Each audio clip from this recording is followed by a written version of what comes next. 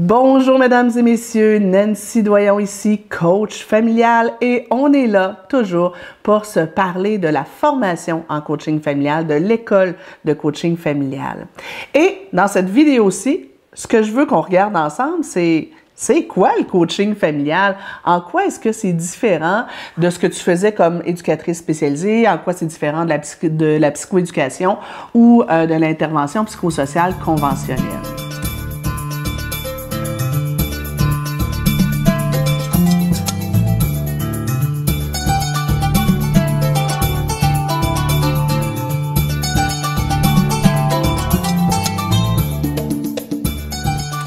Mais pour commencer, il faut que je vous parle de l'histoire de la petite crème marocaine. Il y a quelques années, je suis allée donner de la formation, justement, former des coachs familiaux au Maroc. D'ailleurs, c'est tellement beau comme pays. Fin de ma parenthèse. Au Maroc, une des particularités qu'ils ont, c'est qu'ils fonctionnent beaucoup avec des produits naturels. Ils se soignent via des épices, etc. Et j'ai beaucoup appris d'ailleurs des Marocains là-dessus. Mais moi, j'ai des problèmes un petit peu de peau de temps en temps. Quand je suis sous stress, je fais du psoriasis, en tout cas, bref. Un jour, j'avais une espèce de plaque qui gratouillait et j'ai une des participantes qui me dit « Écoute Nancy, je vais t'amener un petit pot de crème, tu vas voir, c'est moi qui l'ai fait avec des produits naturels, c'est magique. » Elle m'amène un tube de crème, j'essaie ça, wow! Ma petite plaque disparaît. Génial! Alors, j'en ramène au Canada et un jour, Louis, le fils de mon conjoint, il y a 7-8 ans à l'époque, il vient me voir et il dit « Ah, regarde Nancy, j'ai une plaque ici. » Je fais « Hey! J'ai ma petite crème marocaine! » Alors, qu'est-ce qu'on va faire? On va appliquer la petite crème marocaine. Et ça marche, la plaque disparaît. 2 jours plus tard, il me dit « Ah, Nancy, j'en ai trouvé un autre ici, puis un autre là. » Donc, on applique la petite crème et les plaques disparaissent. Cool! Il s'en va chez sa mère. Il revient une semaine plus tard.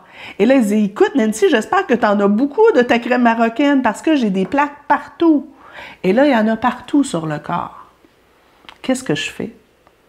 Je le badigeonne au grand complet avec la petite crème marocaine? Ah ben non! Ben là, il était temps de prendre du recul, l'amener chez le médecin et essayer de comprendre qu'est-ce qui se passe, qu'est-ce qui cause les plaques. Où je veux en venir? Pour moi, la petite crème marocaine, c'est les interventions parentales standards. Donc, les règles claires, tu sais, par exemple, par rapport à l'heure du coucher, c'est avoir une bonne routine, passer du temps avec l'enfant, s'assurer qu'il n'y a rien qui fait peur, le sécuriser, le rassurer. Pour les devoirs et leçons, c'est de les faire toujours à la même place. Donc, il existe une panoplie de trucs d'intervention standards qui s'appliquent à la plupart des enfants. Et ça, il y a beaucoup de formations en parentalité qui enseignent ces stratégies-là et qui sont tout à fait efficaces. Généralement, par exemple, dans mon livre « Parents gros bon sens », on parle, il y a les 5 C en intervention que vous connaissez probablement tous. Il y a... donc, plusieurs éléments, avoir des consignes claires, la fermeté chaleureuse, etc. Bref, ça, c'est la petite crème marocaine. C'est les stratégies standards qu'on peut donner aux parents. Comme coach familial, ça va arriver aussi qu'on donne des trucs d'intervention. Puis moi, sur ma chaîne YouTube, il y en a des tonnes de trucs. Et ça marche la plupart du temps avec la plupart des enfants. Maintenant, quand un enfant développe plusieurs problèmes de comportement, l'enfant résiste beaucoup à l'heure des devoirs et leçons. On a une belle routine. C'est toujours au même endroit, l'attitude parentale est bonne, mais malgré tout, l'enfant fait des crises tous les soirs à l'heure des devoirs et leçons. Mais là, on a essayé la crème marocaine, il va peut-être être temps de prendre du recul et se questionner. Et là, c'est là où le coaching familial arrive. Et la job du coach familial, c'est d'être la personne qui aide le parent à se questionner. Qu'est-ce qui se passe? Qu'est-ce qui cause sa résistance et son opposition et ses crises à l'heure des devoirs et leçons? Et est là, la job du coach familial. On est comme un peu le médecin de l'intervention. Donc, tu sais, Louis, il y a des plaques partout, je l'amène chez le médecin et le médecin l'ausculte et il pose des questions et essaie de comprendre qu'est-ce qui cause ça et on va essayer il va essayer de donner une médication ou de travailler sur la cause. Ben, le coach familial, sa job, c'est une fois que la petite crème marocaine, bon, des fois, tu sais, ça se peut qu'on donne des petits trucs standards, mais la plupart du temps, c'est plus loin que ça. Et là, tu sais, moi, des fois, c'est là où j'ai des gens qui me disent, ben, ouais, mais Nancy, tu sais, j'en ai plein des trucs. Moi, j'en donne, hein. Je suis éducatrice en garderie, je donne plein de trucs aux parents. Ils m'en parlent des fois à l'heure du... tu sais, quand ils viennent chercher les enfants sur le bord du corps de la porte, je leur donne des trucs. Je fais déjà du coaching. Non, tu fais pas du coaching. Tu fais du conseil parental. Tu es un conseiller parental. C'est pas la même chose. Le coach prend du recul et avec le parent, en analysant, en posant plein de questions et en observant et en faisant des liens entre plusieurs éléments, aide le parent à comprendre quels sont les éléments qu'il y a derrière le problème de comportement. Tu sais, par exemple, tu sais, est-ce que Charlotte, qui écoute pas et qui fait constamment répéter ses parents, est-ce que c'est de la recherche d'attention? Ou est-ce que c'est parce qu'elle a un déficit d'attention? Ou est-ce que c'est parce que les parents sont maladroits dans leur façon de donner les consignes? Ou est-ce que c'est sa façon de prendre sa place dans la famille? Ou est-ce que... bon, bref. Et si c'est de la recherche d'attention, ben pourquoi elle choisit de faire de la recherche d'attention via des comportements négatifs, via des comportements dérangeants, via de l'opposition? Est-ce qu'elle manque d'attention? Est-ce qu'elle sait comment aller chercher l'attention de façon positive? Donc, tu sais, c'est un peu ça. Fait que la job en premier du coach, c'est de prendre du recul, de faire une analyse, mais aussi de coacher le parent pour que lui-même il soit capable d'observer, de réfléchir et de faire des liens. Donc, ce qu'on veut, c'est, tu sais, on dit, ben, si tu donnes un poisson à un mendiant, il a à manger pour un jour. Si tu lui apprends à pêcher, il a à manger pour toujours. Donc, si tu donnes un truc à un parent qui ne sait pas quoi faire avec son enfant, tu règles un problème. Quand tu lui enseignes à observer son enfant, à comprendre, à être un parent conscient, ben, tu lui donnes à manger, tu lui donnes des stratégies, des outils pour qu'il se sente compétent et qu'il soit capable toute sa vie, pour le reste de son temps de parent, de pouvoir résoudre des problématiques avec un minimum de soutien. Donc, qu'est-ce qu'un coach familial fait? Il va à domicile. Il va à domicile. Pourquoi? Parce qu'on essaie de comprendre des choses. Pour moi, ça fait une différence. La semaine dernière, je suis allée chez une famille. La petite a des problématiques à l'heure du coucher. Or, sa chambre est au sous-sol. Moi, je peux aller avec elle dans sa chambre, dans le sous-sol, pour voir avec elle des stratégies pour se rassurer. Donc, je vois l'environnement. Quand je suis à domicile aussi, je vois comment, tu sais, j'ai pu observer. La mère m'avait dit que la petite avait un bon lien avec son beau-père. Mais moi, j'ai vu comment la petite est allée régulièrement s'asseoir sur les genoux de son beau-père. Parfois, quand je disais des trucs, il y avait des échanges de clins d'œil entre les deux. J'ai pu le voir. Et là, j'ai pu voir que moi, c'est un beau levier dans mon intervention. Donc, le coach familial va à domicile. À domicile, ben, il donne des outils aux clients, il pose des questions. Je dis souvent, moi, un bon coach n'a pas les bonnes réponses. Un bon coach a les bonnes questions. Donc, dans la formation, on vous enseigne quelles questions poser, puis pourquoi on pose ces questions-là, dans quel ordre, puis apprendre à se fier à son pif, puis voir un petit peu ce qui se passe. Donc, le coach observe, aide le parent à apprendre à observer. Le coach pose des questions et apprend aux parents à se poser des questions et apprend aux parents à poser des questions à l'enfant aussi, parce que les enfants ont souvent des belles réponses. À travers ça aussi, ben tu sais, généralement, l'intervention psychosociale conventionnelle, ben ça se fait dans, tu sais, le parent a des problèmes avec ses enfants, il vient en clinique. Bon, ben l'intervenant qui voit le parent en clinique n'a pas toute l'information. Tu sais, la perception, le parent qui vient me raconter ses affaires, il me raconte ses affaires avec ses propres lunettes. Justement, une cliente à moi me disait que sa fille était très opposante, qu'elle n'écoutait pas les consignes, que parfois même elle la frappait. Donc, moi, dans ma tête, là, je vois tous mes pires enfants, là, je vois les enfants qui ont un trouble d'opposition.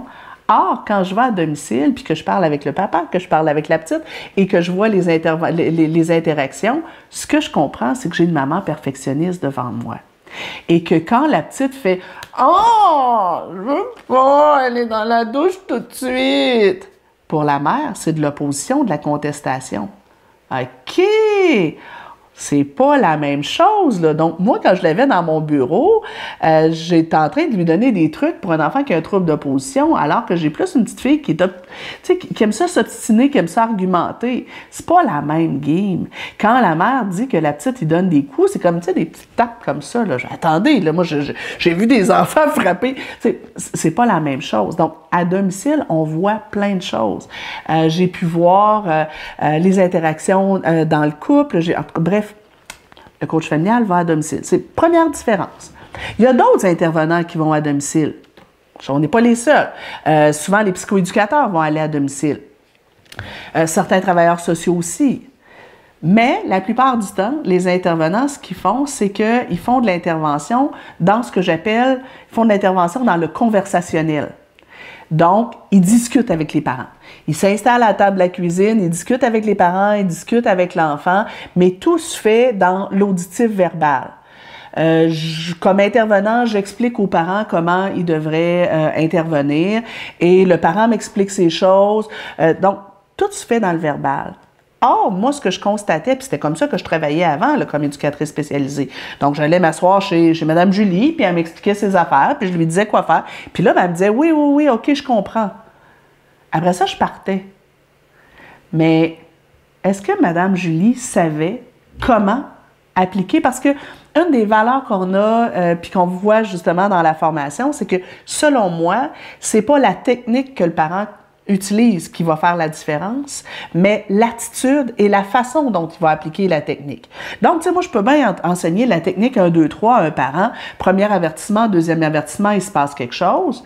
Bien, tu sais, c'est sûr que quand il s'en va à domicile, quand le parent s'en va chez lui après, si ce qu'il fait, c'est « ça c'est 1, ça c'est 2, ah ben 3, et qu'il le fait avec agressivité, bien, ça ne marchera pas. S'il le fait de façon trop molle, en disant « Oh, là, ma chérie, là, ça, c'est le premier avertissement, parce que là, maman n'est pas contente, là, je suis fatiguée beaucoup, et oh, là, on est rendu à 2, hein, ma chérie. » Si le parent l'applique de façon maladroite, ou s'il le fait de façon trop rapide, ça, c'est 1, ça, c'est 2, ça, c'est 3, se crame dans ta chambre, ça ne marchera pas. Donc, le coach familial, il ne va pas juste dire aux gens quoi faire. Il va sortir du conversationnel et il va faire par exemple, des mises en situation, des jeux de rôle. À travers ça aussi, on va avoir, une des choses qui est propre au coaching, c'est on aide les gens à bien clarifier leurs objectifs. On passe quasiment un module sur la clarification des objectifs. Là, on passe beaucoup de temps sur la clarification des objectifs parce que souvent, les clients nous arrivent avec des plaintes. Charles-Antoine m'écoute pas. Et nous autres, on lui donne des trucs pour se faire écouter. Or, il faut comprendre pourquoi Charles-Antoine n'écoute pas, mais aussi, des fois, le parent ne sait même pas ce qu'il veut, ou ce qu'il veut, c'est totalement irréaliste. Voyez-vous, justement, ma maman perfectionniste, quand je lui demandais ce qu'elle voulait, elle disait, moi, je veux que ma fille soit motivée à l'école, qu'elle ait des bonnes notes, je veux qu'elle écoute, je veux qu'elle ait une belle relation avec son beau-père, avec son demi-frère. Écoute, sa liste là, de ce qu'elle espérait pour sa fille, ici, maintenant, était longue comme ça, c'était pas tout le temps réaliste. Donc, on aide les gens à clarifier leurs objectifs, à clarifier aussi leurs valeurs. On a plein d'outils, de stratégies. L'approche du coaching aussi, en coaching, en PNL, donc dans la formation, on amène un petit peu de programmation neurolinguistique. Souvent, on va passer par la visualisation, des exercices concrets.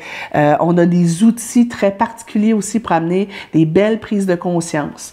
Dans la formation en coaching familial aussi, on vous amène un paquet d'outils outils, tu sais, pour sortir du conversationnel. Donc, comment on peut utiliser la pâte à modeler? Comment est-ce qu'on peut utiliser les jeux qui sont dans le coffre à jouets de l'enfant? Comment est-ce qu'on peut utiliser le dessin, autant avec l'enfant qu'avec les parents? Même chose pour la pâte à modeler. Comment est-ce qu'on peut utiliser des toutous? On vous propose aussi certains jeux, certains outils. Comment est-ce qu'on peut utiliser la visualisation? Comment est-ce qu'on peut faire des techniques d'impact avec des chaises pour amener des prises de conscience, mais aussi pour amener des changements durables. Les gens font des déclics extraordinaires. Et donc, la différence entre l'intervention psychosociale conventionnelle et le coaching familial, c'est surtout les outils qu'on utilise et la façon qu'on a de travailler avec les gens. Ça vous parle? Vous avez envie d'en savoir plus? On va se parler dans une prochaine vidéo de ça ressemble à quoi quand on est coach familial, par exemple, au privé ou quand on applique l'approche du coaching familial dans un milieu. Ça ressemble à quoi un suivi en coaching familial? Fait qu'on vous parle de ça dans une prochaine vidéo. Bye bye!